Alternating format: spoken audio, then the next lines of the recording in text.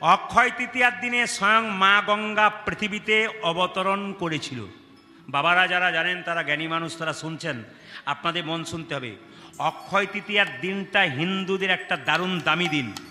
আপনি যদি কোনো কাজ করবেন শুরু, তাহলে অক্ষয় তৃতীয়ার দিন থেকে প্রতিজ্ঞা করবেন, আজ থেকে আমি এইটাই শুরু করলাম।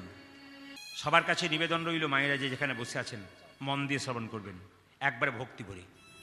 অক্ষয় তৃতীয়া হচ্ছে প্রতিজ্ঞার দিন।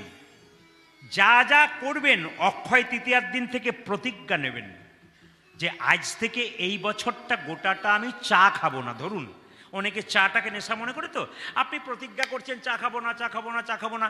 আপনি অক্ষয় তৃতীয়ার দিনেই প্রতিজ্ঞা করতে পারেন, আজ থেকে 1 বছর চা ছেড়ে দিলাম, কিংবা কিছু একটা খারাপ জিনিস ছেড়ে দিলাম। কিংবা অক্ষয় তৃতীয়ার দিন প্রতিজ্ঞা নিলেন, আমি এবার পরবর্তী একাদশীগুলো সব করব। প্রতিজ্ঞা সেদিন যে প্রতিজ্ঞা নেবেন, গোবিন্দের কৃপায় ওটা অক্ষয় থাকবে। অক্ষয় তৃতীয়ার দিনে যত পুজো পাঠ করবেন, ভক্তি করবেন, ভাগবত পাঠ করবেন, গোবিন্দের সেবা করবেন, ভক্তের সেবা করবেন, ওটা অক্ষয় থেকে যাবে। দেখুন, দ্রৌপদীর বস্ত্রণ হয়েছিল, তা কিন্তু অক্ষয় তৃতীয়ার দিনে হয়েছিল। ভক্ত সুদামা কৃষ্ণের কৃপা পেয়েছিল, সেটাও কিন্তু অক্ষয় তৃতীয়ার দিন।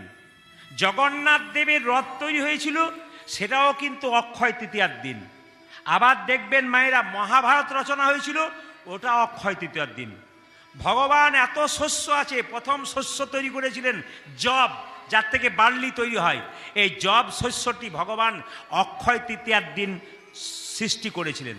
এই জন্য অক্ষয় তৃতীয়ার দিন ভগবানের চরণে কিছু দিতে পারেন না পারেন, মাথায় রাখবেন সেদিন ভগবানের চরণে একটু জব দেবেন।